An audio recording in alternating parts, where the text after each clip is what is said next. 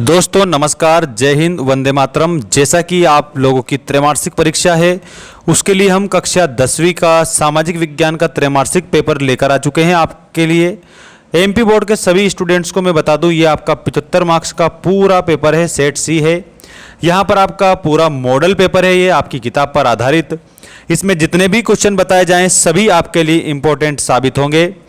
कक्षा 10वीं वाले सभी स्टूडेंट्स के लिए एक सूचना है कि हमारा जो ऐप है मेंस एजुकेशन ऐप, उसको आप डाउनलोड कर लेना ताकि आपको सारी अपडेट उसमें भी मिलती रहे। उसमें कोर्स हमने अपलोड कर रखा है।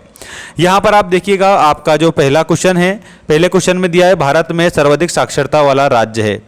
आप लोगों को सबको मैं जल्दी से आंसर बताऊंगा ताकि आपका ज़्यादा समय भी व्यतीत ना हो और आपको याद भी हो जाए। तो भारत में सर्वाधिक साक्षरता वाला जो राज्य है प्यारे बच्चों, वो केरल आपको उत्तर के रूप में बता देना रहेगा। इसके बाद में यहाँ पर आप देख सकते हो, केरल के बाद में आप लोगों का जो दूसरा है, पृथ्वी का कितना भाग जल से घिरा हुआ है। तो पृथ्वी जो है हमारी, इसका 3/4 भाग जो है ये किससे घिरा हुआ है? जल से घिरा हुआ है। ऐसा आप उत्तर के रूप में बता देंगे। इसके अलावा देखिएगा, देश का सबसे पुराना कृत्रिम पत्तन कौन सा है?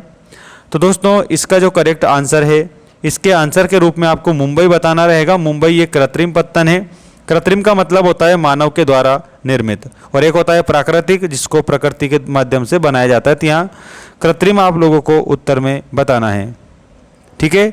इसके बाद देखिएगा, राष्ट्रवाद को चित्रों के माध्यम से दर्शाने वाला व्यक्ति कौन था? तो प्यारे बच्चों यहाँ पर आप लोगों को फ्रेडरिक सोरियो बताना है। फ्रेडरिक सोरियो ने क्या करा था? राष्ट्रवाद को चित्रों के माध्यम से दर्शाया था। इसके बाद देखेंगे आप सभी, आपका जो अगला क्वेश्चन है, इसमें क्या दिया है? अगले क्वेश्चन में आप लोगों को दिया है, गांधी जी अफ्रीका से भारत कब आए थे? मतलब दक्षिण अफ्रीका से गांधी जी भारत कब आए थे? तो 9 जनवरी 1915 को गांधी जी भारत आए थे। ऐसा आपको उत्तर के रूप में बताना रहेगा। इसके बाद देखिए, संघ सूची का विषय है, संघीय जो सूची है उसका विषय आप लोगों को बताना है, जिसमें कि आपका विषय हो जाएगा रक्षा। ये रक्षा जो है ये संघीय सूची का विषय हो जाएगा। इसके बाद में आप देखेंगे, खालिस्तान भरिए वाले जो क्वेश्चन है, इनको आप कंप्लीट बेस्ट तरीके से याद रखेंगे। यहाँ पर आपको एक भी क्वेश्चन छोड़ना नहीं है प्यारे बच्चों, सभी स्टूडेंट्स को। देखिए पहला इसमें क्वेश्चन आपका है, स्वयं सहायता समूह में अधिकतम कितने सदस्य होते हैं? तो प्यारे बच्चों यहाँ पर आप लोगों को अधिकतम जो है 20 सदस्य होते हैं स्वयं सहायता समूह में, ठीक है। इसके बाद में यहाँ आपका जो सेकंड क्वेश्चन है, द्वितीय विश्व युद्ध की शुरुआत कब हुई थी? तो 1939 में द्वितीय विश्व युद्ध की शुरुआत होती है। तो आप लोगों को 1939 बताना है। इसके बाद में देखेंगे आप सभी की जो पूना पैक्ट है, पूना जो समझौता है, वो कब हुआ था? 1932 में हुआ था दोस्तों। पूना समझौता आपसे अगर पूछे तो आपको क्या बताना रहेगा? 1932 बताना रहेगा, जो कि आपके लिए यहाँ पर हमने पहले ही लिख दिया है। अगला प्रश्न आप देखेंगे, यहाँ पर आपके लिए नई आर्थिक नीति कब आई थी? तो नई आर्थिक नीति के रूप में आपको 1991 बता देना है। 1991 में नई आर्थिक नीति आई थी, ठीक है। इसके बाद में मनरेगा में कितने दिन का रोजगार दिया जाता है? तो मनरेगा में 100 दिन का रोजगार दिया जाता है, 100 दिन का आपको रोजगार दिया जाता है। जलोढ़ मिट्टी, यहाँ पर आपकी जो जलोढ़ मिट्टी है वो कितने प्रकार की होती है? तो जलोढ़ मिट्टी है ना प्यारे बच्चों, ये 2 प्रकार की होती है।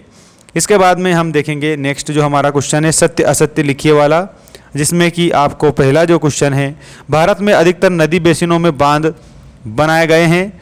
तो इसके उत्तर के रूप में आप लोगों को सत्य बताना रहेगा। ये आप लोगों को क्या हो जाएगा? सही हो जाएगा, बिल्कुल राइट है आपका ये। इसके बाद में देखिए, भारत में 4 शास्य ऋतुएं हैं। तो इसमें आप लोगों को असत्य बताना रहेगा, 4 शास्य ऋतुएं नहीं है। रिजर्व बैंक नोटों का निर्गमन करती है। तो इसमें आप लोगों को क्या लिखना है? इसमें आपको सही लिखना है। 1973 में प्रोजेक्ट टाइगर परियोजना प्रारंभ नहीं हुई थी। इसमें आपको असत्य लिखना है, क्योंकि 1973 में प्रोजेक्ट जो टाइगर योजना है वो प्रारंभ हो चुकी थी, ठीक है। इसके बाद आप देखेंगे, आपका जो नेक्स्ट क्वेश्चन है उसमें क्या दिया है? टिस्को एशिया महाद्वीपों का सबसे बड़ा इस्पात कारखाना है। तो यहाँ पर आप लोगों को सही, इसको क्या बता देना है? सही आपको इसमें बता देना रहेगा, ठीक है। तो बढ़िया, अच्छे से आप इसे याद रख सकते हैं। इसके बाद में देखिएगा, ये जो आपका क्वेश्चन है, सीमांत सड़क संगठन की स्थापना 1960 में हुई थी।